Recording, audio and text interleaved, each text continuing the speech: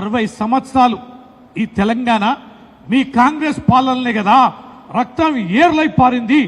1952 ఉద్యమంలో 7గురిని కాల్చి చంపింది ఈ కాంగ్రెస్ ప్రభుత్వం కదా.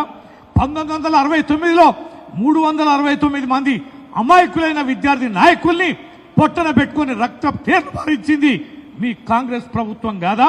తెలంగాణలో ఉపాధి కల్పించకుండా వందలాది మంది యువకుల్ని నక్సలైట్ల పేరిట ఎన్కౌంటర్లో చంపి ఏర్లై భారించింది మీ కాంగ్రెస్ పార్టీ, మీ కాంగ్రెస్ ప్రభుత్వం కాదా.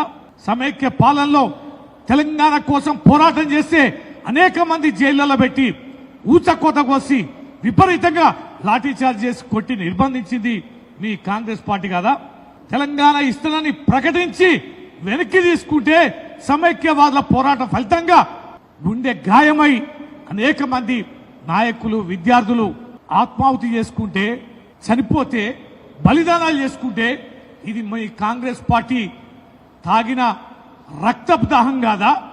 రక్తపు కేర్లు బారించారు కదా మీరు. ఇలాంటి మీకు ఇంకా ఎంతమంది రక్తాన్ని ఇవ్వాలి, ఎన్ని రక్తపు తేర్లు మారాలి.